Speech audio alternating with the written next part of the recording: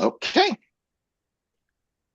excellent. So good morning. It is now 10 a.m. here in the East Coast, and we are ready to begin our next presentation. My name is Mark Riddick. I'm Senior Analyst with Sidoti and Company, and I thank you for joining the Sidoti March Small Cap Virtual Conference. Now, our next presenting company is Charles River Associates. The ticker is CRAI. And joining us today is Paul Malley, Chairman and CEO, and Chad Holmes, Chief Corporate Development Officer. Now, before we begin, just a quick reminder, we will have time for Q&A at the end of prepared remarks.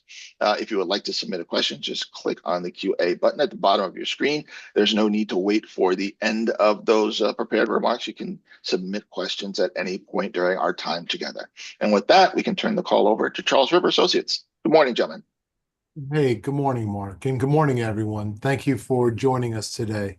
I have a deck I'm hoping to get through in about 15-20 minutes.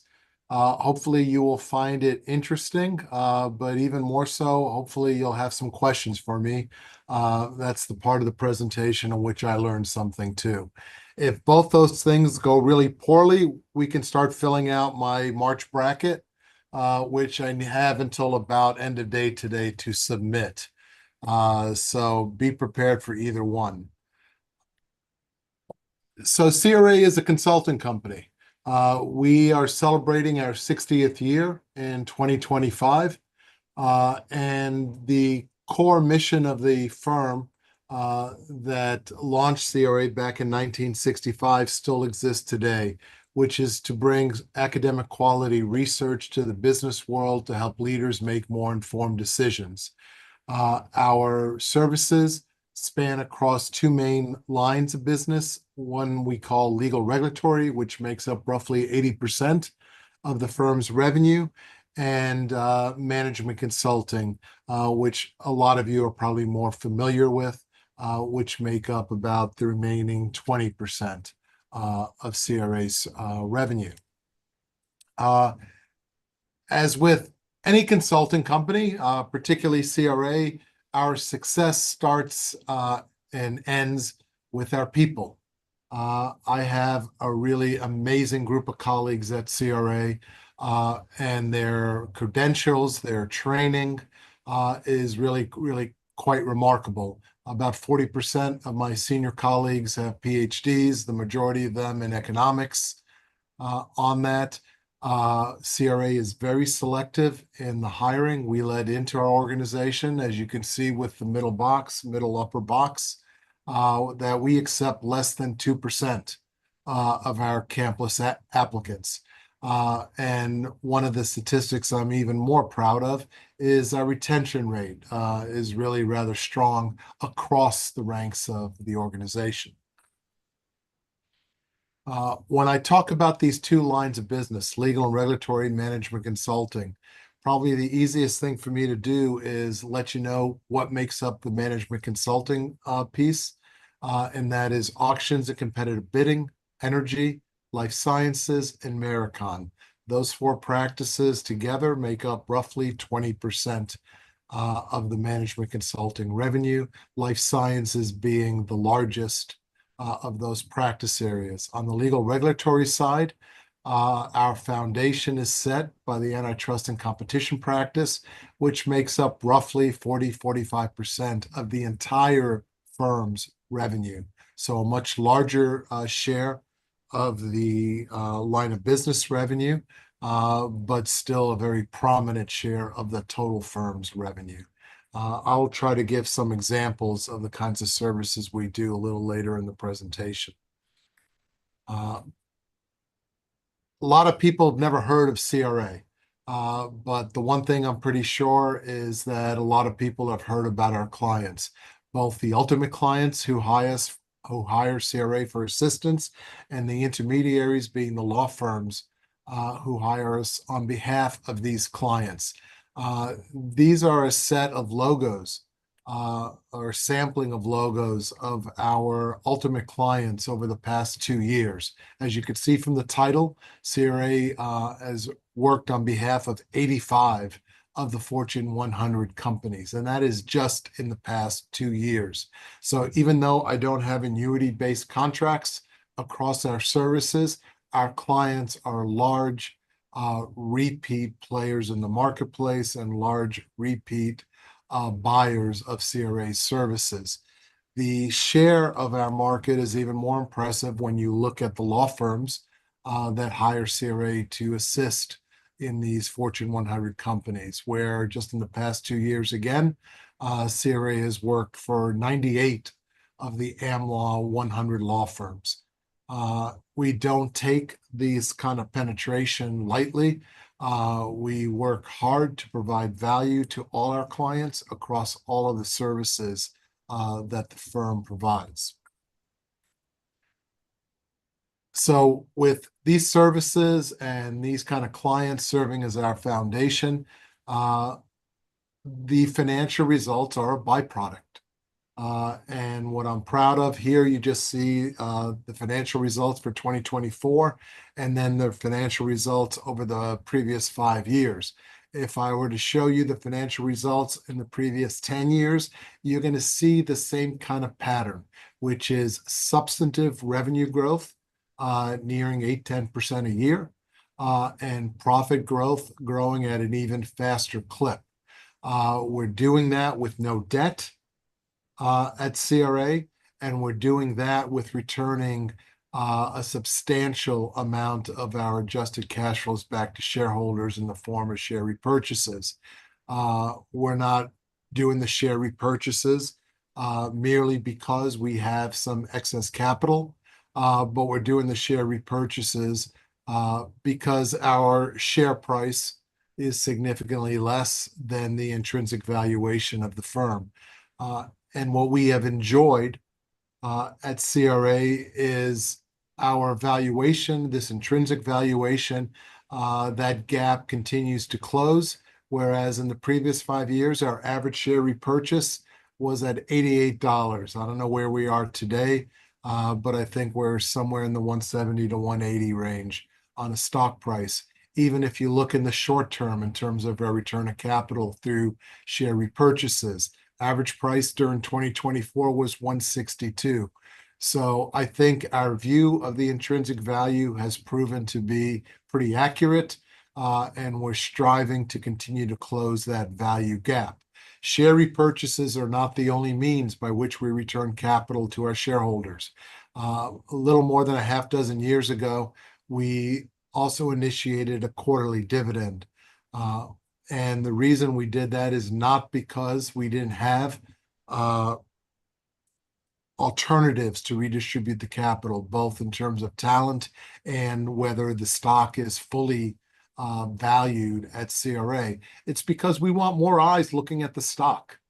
I need more shareholders examining CRA, forming their own conclusions about the intrinsic valuation and its relationship to the prevailing stock price. So the dividend was meant to introduce a new class of shareholders into CRA's, investment thesis. And with that said, the amount of capital being returned via dividends has grown pretty substantially, somewhere in the tune of 15-20% over that window of time since initial initiation there. Our investment thesis is really quite simple. It's to maximize CRA's long-term value per share. Each of those words capture substantial meaning to the management team at CRA. We are value-based decision makers. Everything we do is through a value lens. The way we reinvest in our services by either organic growth or either by inorganic pursuits of talent, we look at that through a value lens. When we return capital to our shareholders, it's through the same lens. And more importantly, it's over multiple periods of time. I'm not trying to maximize our return in a single quarter or a single year. I'm looking to maximize the return of our shareholders over multiple periods of time. And what we've been able to enjoy, we've been able to grow substantially with no debt, all financed by cash flow from operations, while still returning a substantive portion of those cash flows back to our shareholders. Here is something that I referenced earlier. but it makes for, a damn good chart. So I will just cover it again. In the last 5 years, compounded annual growth rate of revenue is right around 9%. If you want to go back to 2013, 2014, you're going to see the rate of growth to be roughly the same. What is impressive is we have been reporting record revenue now for the past 7 years in a row. And we've been doing that by not diluting the quality of our services, but by continuing to gain penetration in the markets in which we believe we have a competitive advantage. And so I'm quite proud of those accomplishments and our success. I think you can look at it through a few different lenses. One, we've been growing at a faster rate than the market as a whole. So I do believe we've been taking share. Who we're taking share from, that's a lot harder to measure, but we've been growing faster than the industry as a whole.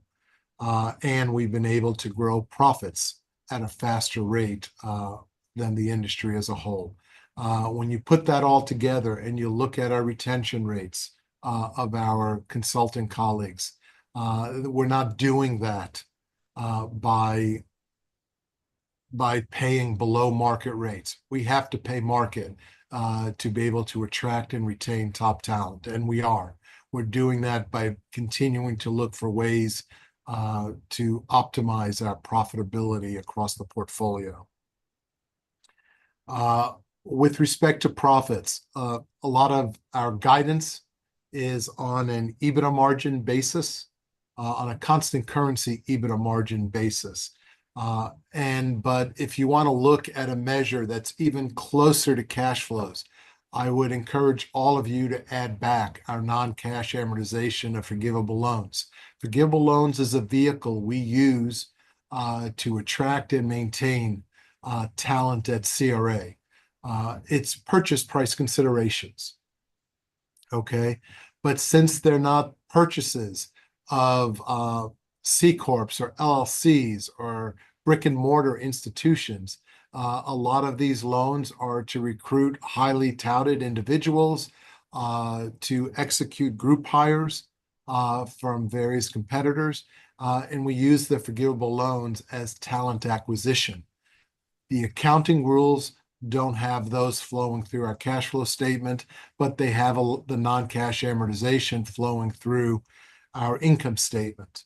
So I'm not saying they're not a cash outlay, these forgivable loans, but if you do not take it into account, you are going to double count the impact of these talent proceeds. So a number of years ago, we used to have a measure called adjusted EBITDA that added the forgivable loan amortization back to EBITDA margin. And we thought that was best representative of the cash generating capacity of the firm. The SEC didn't like the measure and asked us to stop reporting an adjusted EBITDA financial metric. So what we do is I could tell you what EBITDA is. I can tell you what what the forgivable loan amortization is, but I can't add the two figures together. If you want to look at the true profitability of the firm through time and not get the whipsaw that sometimes you do with measures like EBITDA or net income, I would add the two together.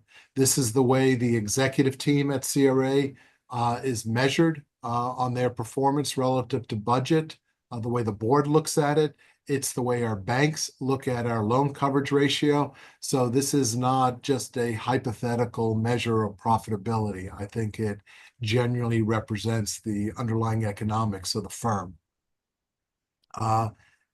To demonstrate that it is not smoke and mirrors here, the next 3-4 slides, what we try to do here is we try to say, let me give you a summary of the uses of our capital at CRA. And we look at these 3 buckets. We look at, and the uses of the capital take into account this forgivable loan amortization. And they're in 3 buckets. They're talent, which is acquisition and talent maintenance. It's the money we give back to shareholders and CapEx. We do not have any kind of substantive CapEx outlays. The majority of the CapEx is for computing systems and any kind of expansion of our lease obligations to provide offices to our colleagues. The reason this is so important, again, we have no debt. So our cash flows, the outflow of our cash flows has to foot with the inflow of the cash flows, which adjust for this forgivable loan amortization on that. So over the past 5 years, talent acquisitions, we've outlaid roughly $230 million here of these cash flows, or 185 to the left on the pie chart here. And again, the majority of it is to acquire talent and sometimes capital needed to maintain the talent portfolio at CRA. If I have enough opportunities to invest 100% of our capital in talent acquisition and maintenance, I would. But we maintain the selectivity in terms of the services we want to target and the people we let in to our family. With respect to the return of capital, as I mentioned earlier, I'm sorry, someone's switching the slides on me here. This is on the CapEx. As I said earlier, there's minimal CapEx.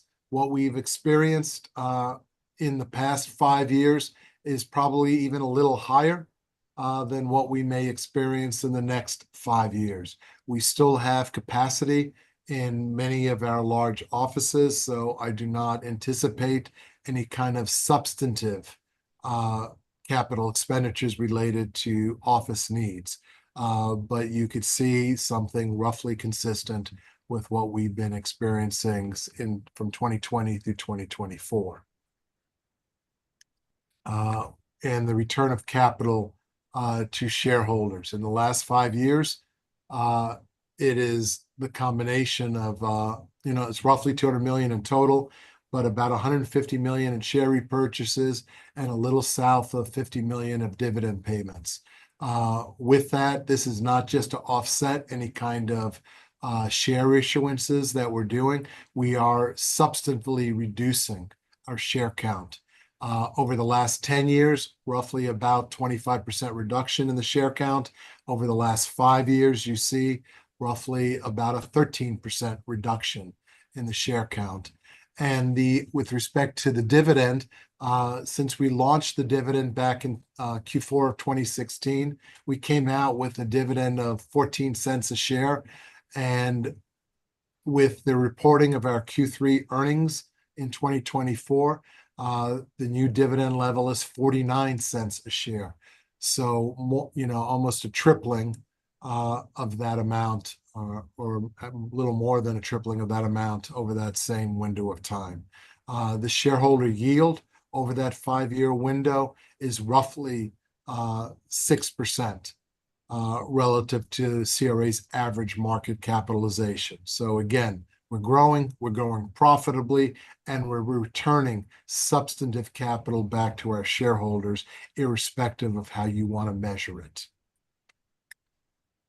And this is just another depiction of the share count reduction. We ended 2024 with share count, actually, I believe, slightly less than 6.8 million shares.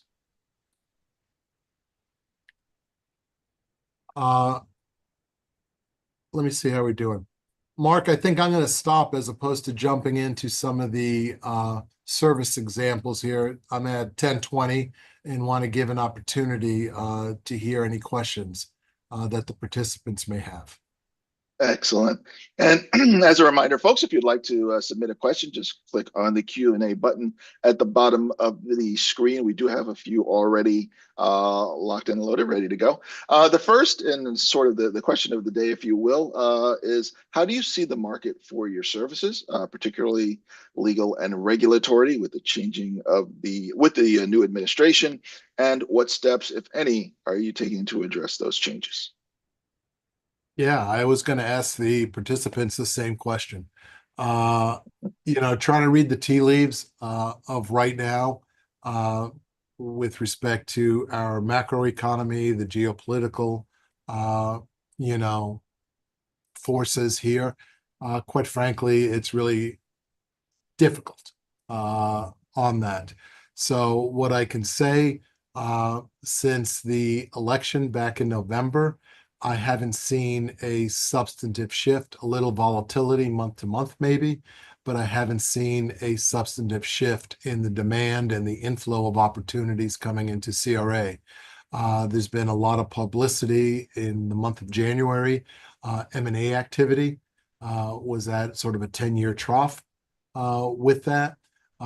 But people are expecting it to rebound. When exactly, that still remains to be seen.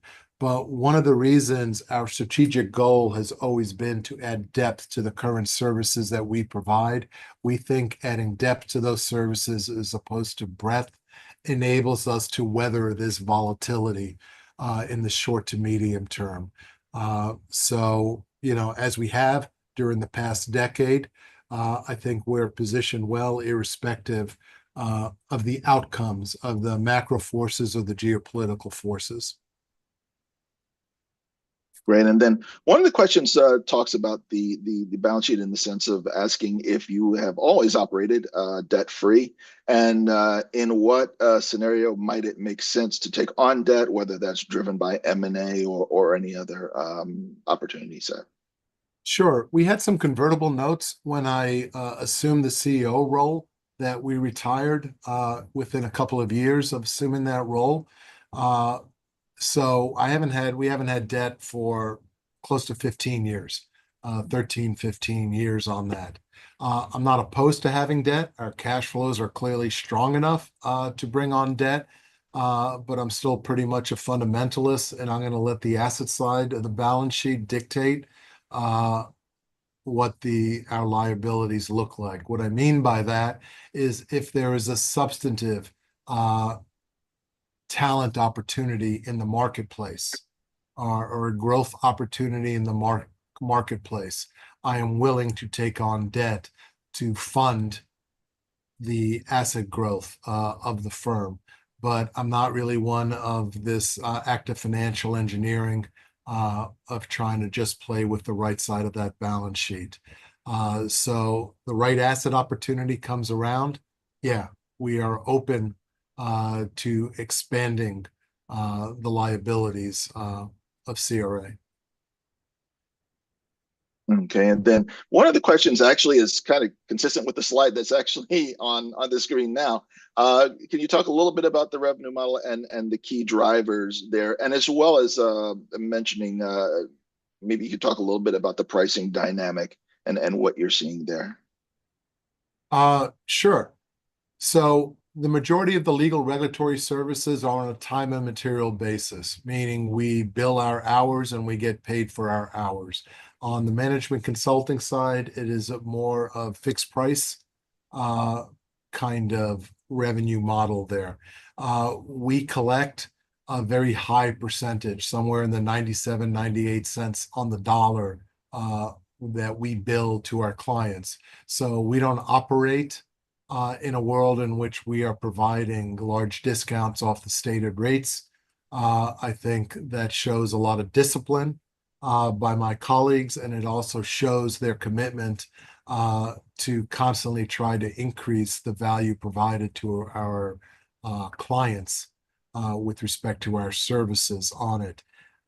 In a average year, we probably have rate increases in a 2 to 4% range. Uh, right, our bill rate increases. That is about the same range that we put into action in 2025. And so far, I haven't seen any, you know, substantive rejection of those rates by our clients. So they're being accepted. We're able to roll them in to the new projects coming into the firm for that. So I think that that should come to fruition as we continue through fiscal 25. And then we talked about on the during the earnings call, I should say. You made some mention on some of the areas that were performing nicely, as well as some of the things that you're seeing as far as the M&A environment for the beginning of the year, and maybe wondered if you could spend a little time updating folks who may not be familiar with that. Sure. Uh, as any proud parent, I really like all of our services that we have at CRA, like loving all your children. I may not love them all equally, but the fact is, what you've seen, if you listen into our earnings calls through the number of years, you see certain practices have different periods of surge, of expansion of their business. Growth, except if you're antitrust and competition practice, is not usually steady and linear. There's volatility around it. As long as that I have an upward sloping line on that volatility, I'm fine with that. And that's exactly what we've been seeing across our portfolio. The antitrust and competition practice continues to demonstrate its strength in the marketplace, and its desire by clients to use our consultants on their most pressing merger and antitrust related matters. The other practices we have, there's some volatility around it. There's some periods of reloading your growth opportunities. For a good half dozen years, our forensic practice uh, went through really substantive growth on that. For the last couple of years, they've been reloading on the growth opportunities, but I think there's a platform that we're looking for big things from them in the years ahead. Our energy practice, which I've always been quick to tout. I think the market, the industry is undergoing substantive changes and really can use the kind of consulting services that CRA provides. So I see a lot of big things for that practice ahead. And then in the last few years, you saw us taking advantage of talent opportunities to double the size of a couple of our practices. The first, about 3, 4 years ago, was our labor and employment practice, with which the acquisition of Welch Consulting. And in 2024, we had a really wonderful opportunity with a group hire that almost doubled the size of our intellectual property practice on that. So, and that's what I mean. It's not just focusing on one or two of our services, it's looking at the entire portfolio and taking advantage of the opportunities that are resident in the market. And then I know we only have a minute or so left here, but I did want to sneak in one of the quick Sure. questions here. Are there any new geographies that you're thinking of expanding into, or maybe any international opportunities that might be present? Sure. I would love to continue to add depth to many of our, you know, operations across the Atlantic, both in the UK and in Europe. We are in regular discussions about where in Asia should we open up an offering. I think that would assist both our antitrust and competition practice and our life sciences practice, which operate in a more of a global platform in terms of the recommendations they're providing to our clients. So, would I be surprised in the next, 3 or so years to have an operation in Asia? No, but we want to make sure we choose wisely with respect to our geographic expansion. Excellent. And that's a outstanding place to leave it here as we are now out of time. So I do want to thank all of our participants. I want to thank Charles River Associates for joining us today, and everyone have a wonderful and productive remainder of the day. Thank Great. you so Thank you, much. everyone.